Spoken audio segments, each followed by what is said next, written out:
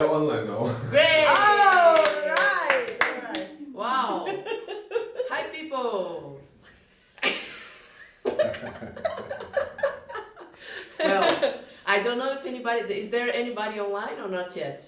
5 people already? All right, Wow, right on, amazing. man. And Hello! So, this is Gerald Cleaver, women? Angelika Niescier. Hello. Did I say it well? Well enough. Well enough. I'm Mariá, Portugal. We are in Meurs, the wonderful city of Meurs. This is part of an improvising in residence program, and I'm living here for a year. Angelika was the first one. I'm the 13th Lucky one. 13. Yeah. 13th one. Amazing. Yeah, and Angelika was the first. Yes. So it's like, you know already all this furniture, all this. I really do, sadly maybe. No, yeah, the sofa has stories to tell, man. Okay, but like not in my residence, of course, because I just like, no, I didn't mean it like that. I mean, there were like gazillion of people here, so yeah, but yeah, I do know the furniture.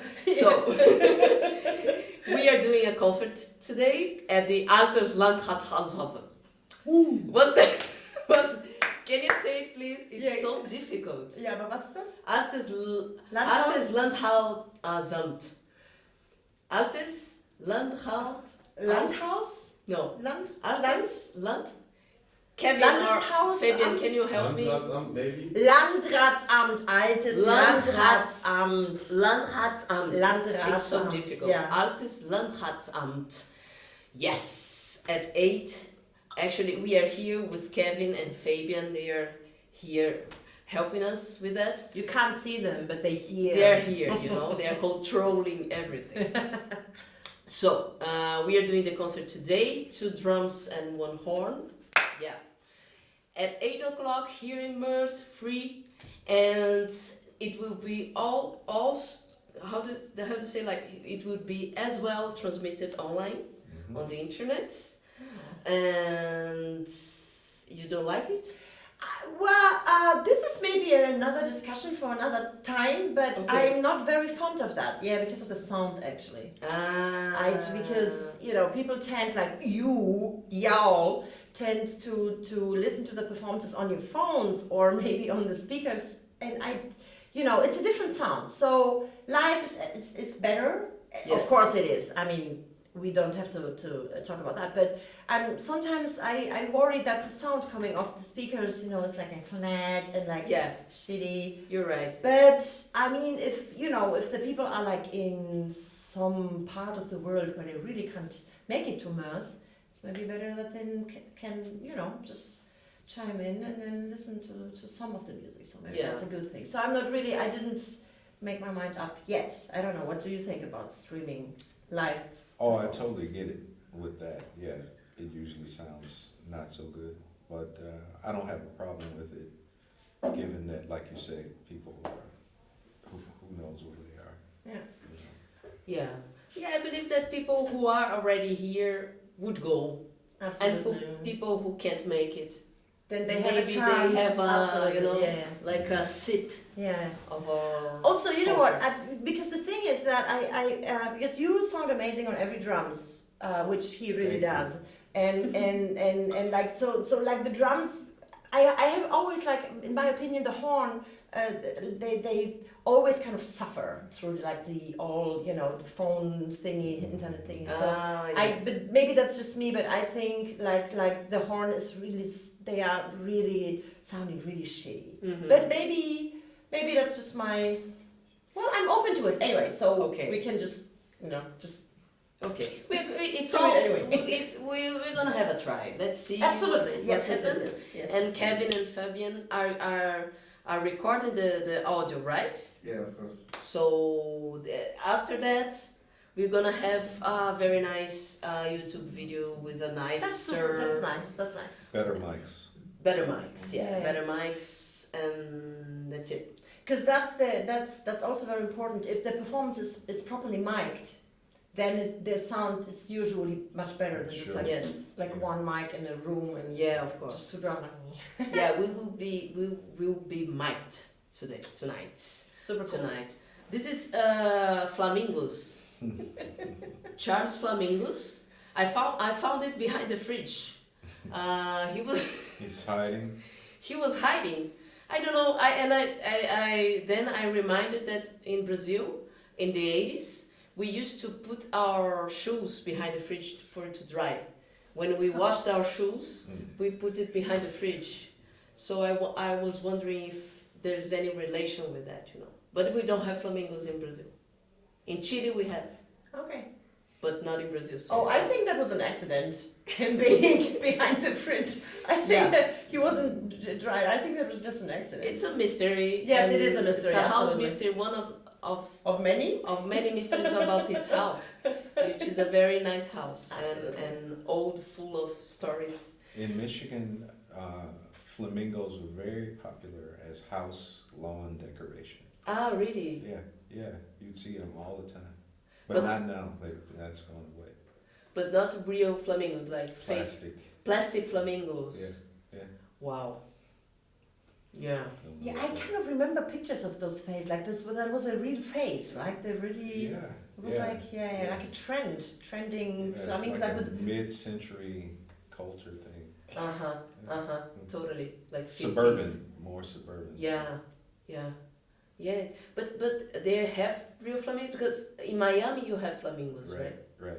Because they fly over because I've seen flamingos in Chile in Atacama Desert. Mm-hmm. And they are in the very high part of the desert, and they are really, they're there, and you know they're very beautiful, and they fly I didn't know up to United States. that. oh wow. Yeah, I don't know if this is actually true. Yeah, but I believe so. It's like the same ones, you know, and they're like running out of away from the winner, and you Yeah.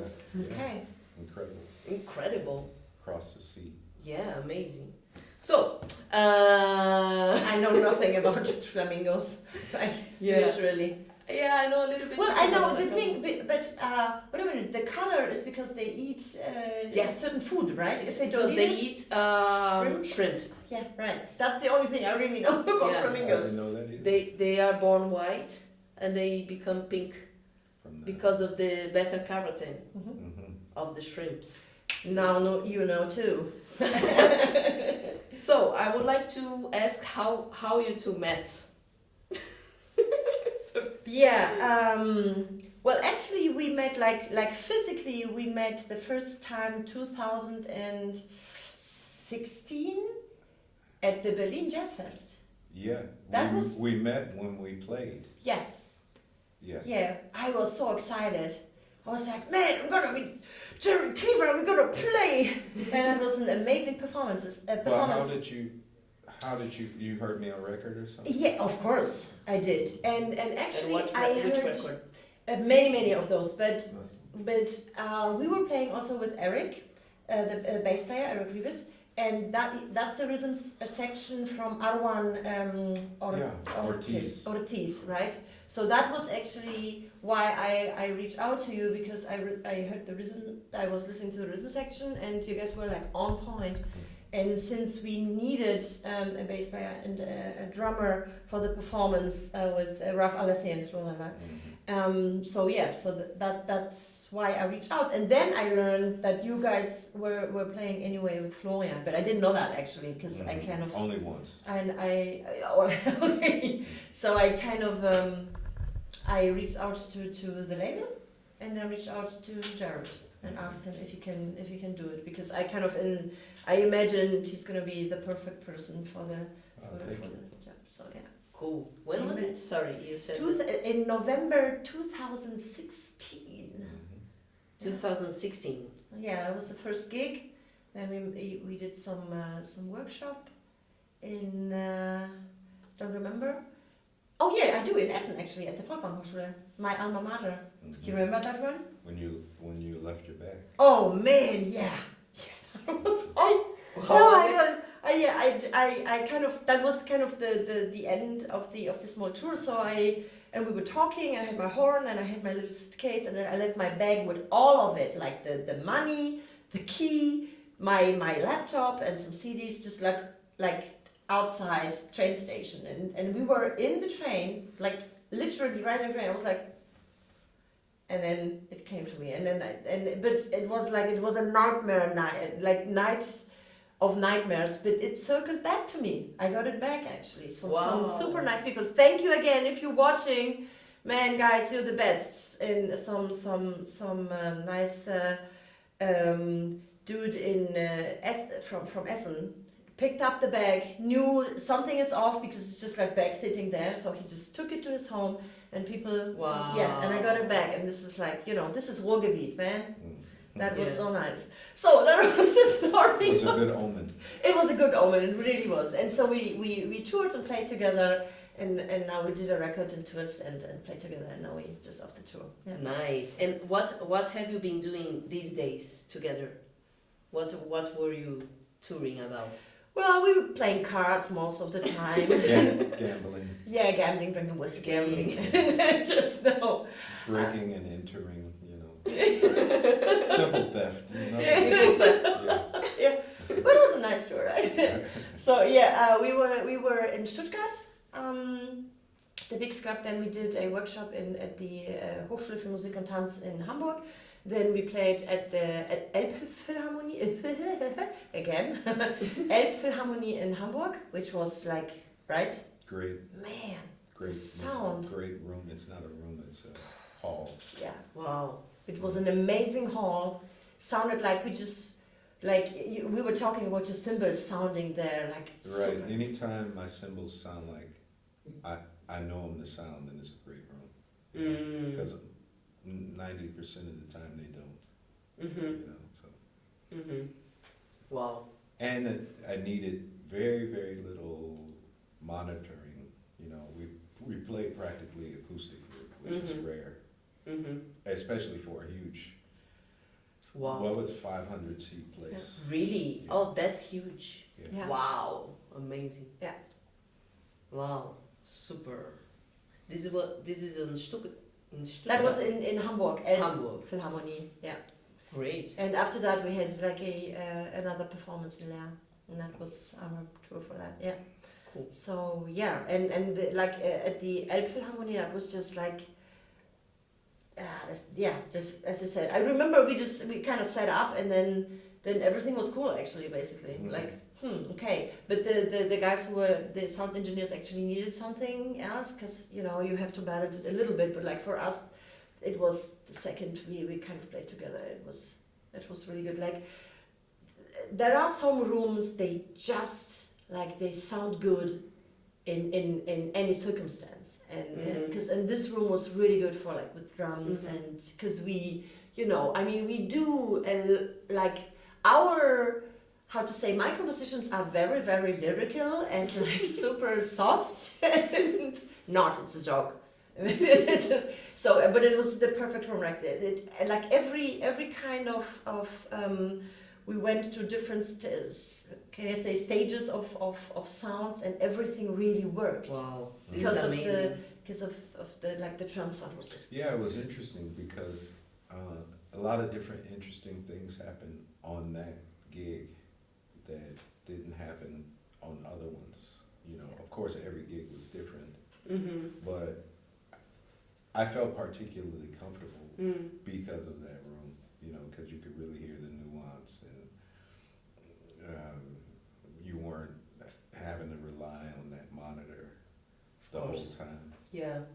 You mean because of acoustics and also sound technician and sound equipment together, or mainly? Oh, sure. I guess I have to acoustics? give some credit to the. No, it was the room. Was the room? It was the room. Okay. Yeah, this is amazing. I felt something similar in Beam House. Yeah. When I played there, I don't know. That's my favorite European club. Yeah, it was quite amazing because I went there with a composer from he's not from São Paulo, but he lives in São Paulo. His name is Arrigo Barnabé, and we have a set which is kind of complicated because it's piano with drums and guitar and a lot of different information, you know, to put together. Always doing very like, you know, complex rhythms, sometimes very fast. And really it was really impressive because we went to Beam House and then we started playing. Well, the piano player was so happy. He was like, really, he was shining. And we started improvise. It's not an improvised concert, you know. We have like this improvisation, how to say, like parts, but it's like it's mostly something very fixed. And we started to improvise. It was it came out of us, you know, so naturally, because we were hearing each other. So it was so magical, and we really did some different dynamics, and it was all about the room, you know. Yeah. It's so amazing. And recently I did a class with a drummer from Brazil. I don't know if you know him, Edu Ribeiro. It's a very nice drummer from Brazil. And he was the first teacher, I think, that I had that taught me about space and about how to study drums thinking about space, and how to play drums thinking about space, and how to tune drums thinking about space, you know. And he said it to me, and it was so obvious, but at the same time sometimes it's very rare. I don't know what you guys think, but for me it's very rare that we talk about these things, you know, at least in Brazil, I don't know.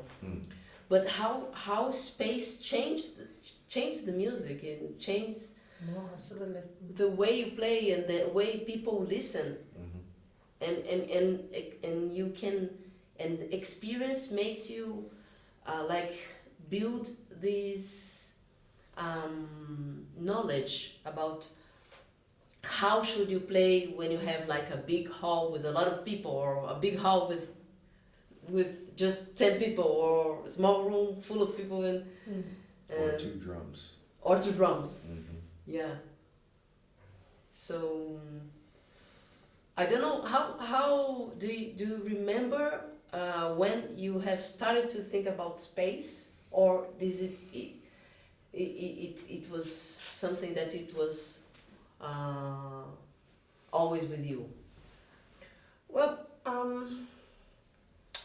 the thing is, I don't know if there is a difference between the horn actually and the drums, because I remember, because when I'm practicing, every room sounds different for you guys too, but I kind of have the feeling that like for the horn, for the saxophone and the horns, that it's directly like and impacting your practicing, or because sound is the first thing, not only in the room, but like from the coming off of the instrument. So people do not hear firstly, oh, this must be Gerald Cleaver because he does like 5 over 3 or 4 or whatever, but they know because they hear you sound, like, you know, they hear somebody play and they go like, man, that sounds like Gerald or Mariá or whatever.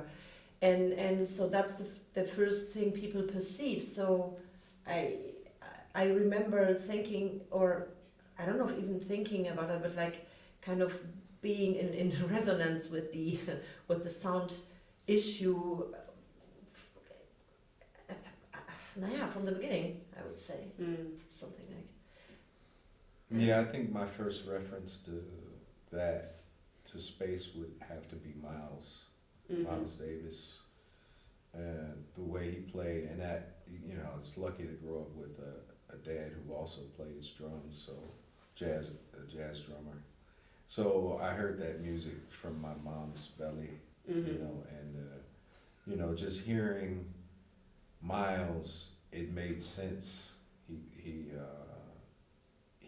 He spoke through his horn, you know, and when people speak, they naturally pause and they have to think and then state another thing, you know, and that's the way it feels to me. But I have to say the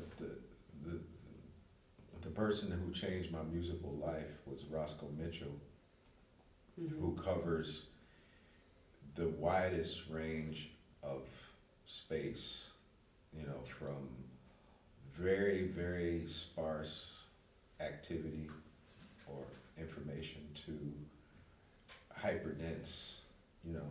And I think after spending, 9 years playing with him, it just made sense. Sound made sense in a different way, and it's interesting that his first record, he called it Sound, and those two words are interchangeable to me, sound and space. I don't know if that makes sense, but in sounding, it's just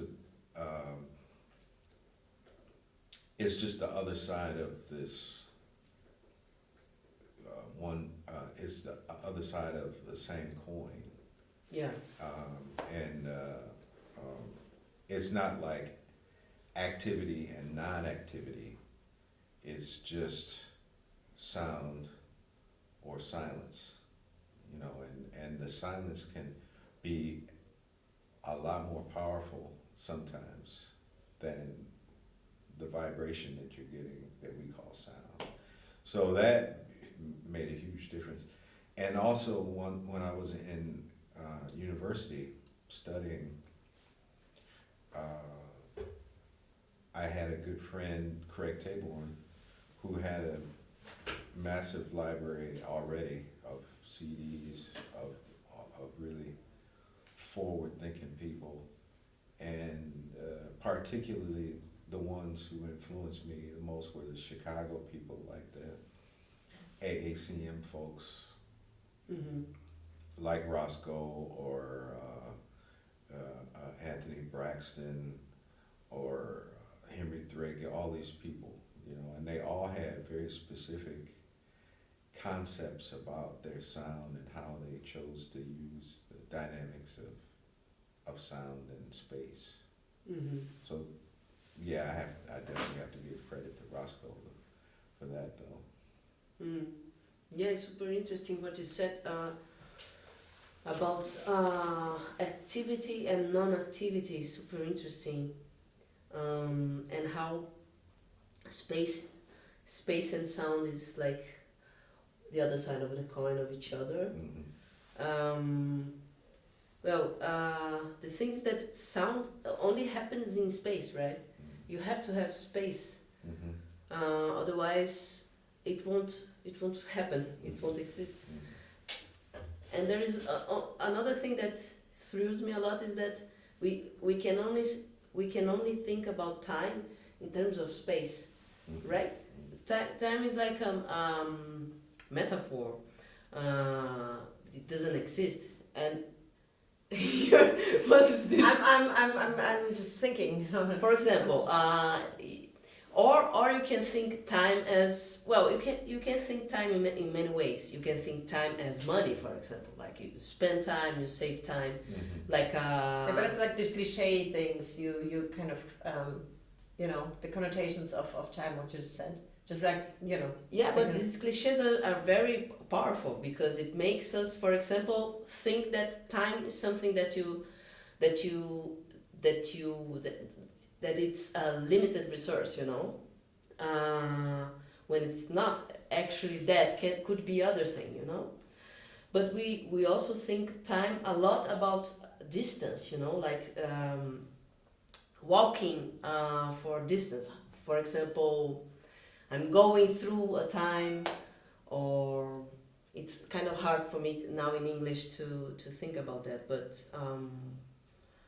other example with time. Well, I mean, the thing is that time is also like how you perceive time is so different every time, almost, because you can just in terms of silence or impulse, it's in my opinion, that is almost not really. I mean, we kind of we have our watches and clocks and go like 24/7 and and then we go. This is the 1st of January, and but that's just an outside concept. I think in our inner concept is very much fluent, or at least I perceive that like much more fluently. Like time is not like something which just passes. It can stretch. It can what's the opposite of stretching? Contract, right? Or be like in terms of trauma or something just pops into my head. It's this is like a time chunk which kind of hits you every time again, now and again. So for me, the perception of time is is kind of personal, but also more fluid than like like really passing time. That's not how I would think of time, and maybe that's why I'm always late. but the fluid, like this is something which is for me, which is really flexible. Like not always connected to place or space. Sometimes it's just connected into your inner place or space. It's not like it's more like what. Well. Yeah, I agree with you. I mean, it's subjective, most definitely. The example, like if you've ever been in an accident of any sort, it's like time slows down, and you actually can think in that space of time, and it could be like 2 seconds, 3 seconds, and it seems like you're able to think through things. You can't control anything, but your awareness is heightened at that time. Another example is like when I was a kid, probably all of us, summer vacation seemed like it lasted forever. Time just like it was a different. You have a different experience with it. Yeah. And like we've heard the cliches of when you die, you see your life flash before your eyes. Yes. And it's all biochemical in a way. So, or when you have performances where it starts and it's over. Yeah. You're like, Totally. what happened? So it's very, very interesting. This idea of time, I like what you say. It doesn't really. It's just a construct. Yeah, totally. It's hard to conceptualize that or consciously live it. You can't. We can't intellectualize it, but we live it all the time. So. Yeah, you said you were talking about control and about these events that happens of accidents of something like that, and you don't have control, but you have awareness. And I was thinking about these two words, control and awareness, and I think improvisation has a lot to do with that, right? Sure. And I was seeing a video of Tony Williams masterclass, and he talks about a lot about control, and I was thinking about what he meant, because he was of course a very interesting and intelligent guy. So I was trying to understand, deeply the Tony Williams' notion of control, which is, of course, is not like control everything, how you, as you were like a dictatorship or something like that. What do you think about that? What do you think about this duality between control and the loss of control, or awareness or the loss of awareness? this is something very common to improvisation, right? Yeah, I agree with you. I don't have an answer for you except that made me think. The way I interpret that is just like an athlete, you want to be in optimal shape so that there are no restrictions. Mm-hmm.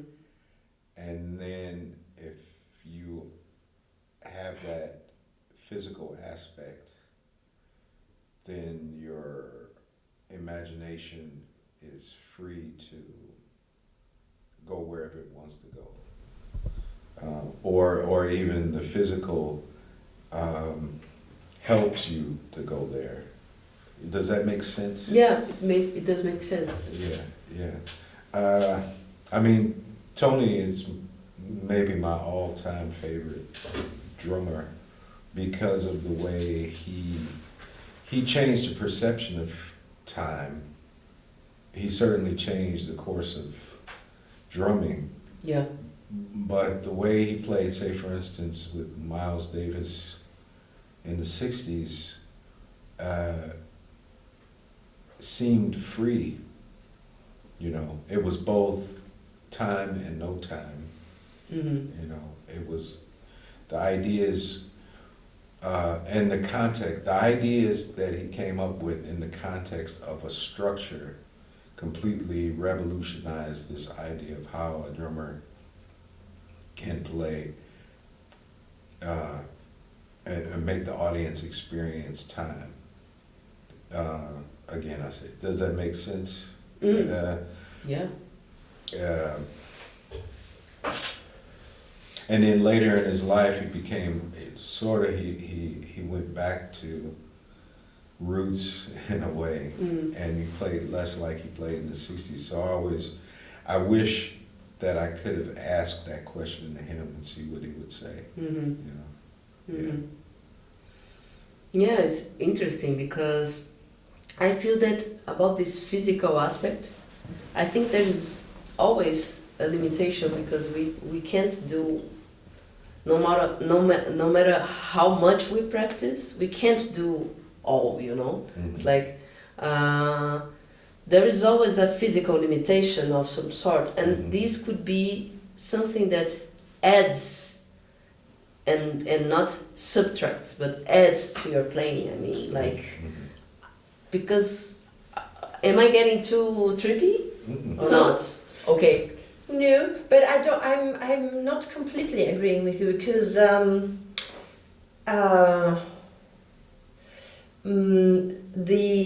the preparation, the practicing, of course, but like also like, you know, the preparation of like the musical ideas you can have.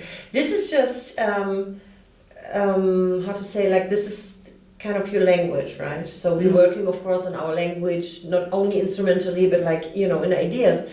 And I like to think of it like, you know, when we play, we can, or what I do. I do not imagine it, but like afterwards, it's like like a 3D, like a bubble.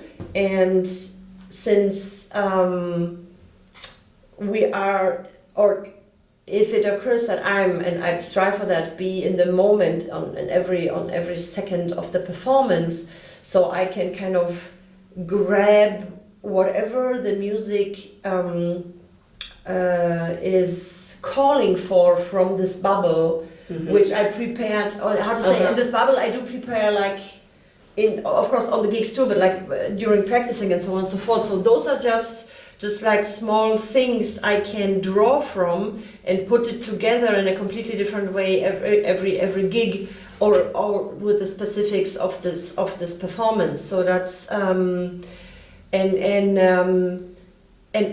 if you know about this control and not control, that's those are, I don't even know if that's really like if control is really the opposite of not control having, because Interesting.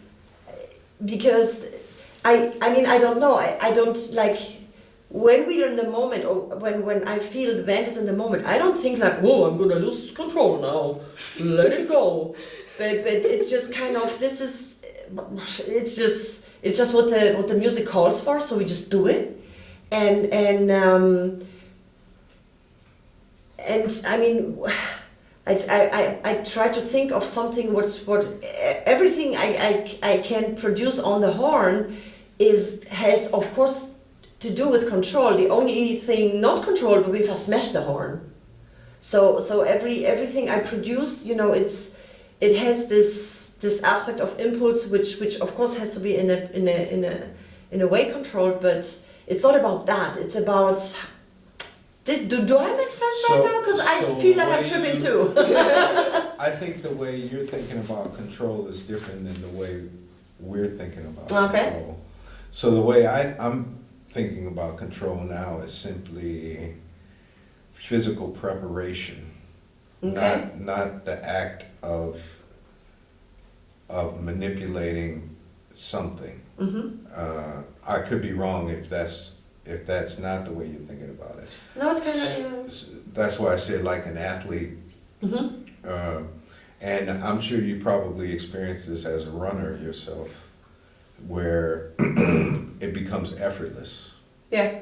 And it's almost like you're watching it happen. You're doing it, of course, but you become distanced from it. And I feel like those kind of moments happen the most when the physical aspect is not such an issue.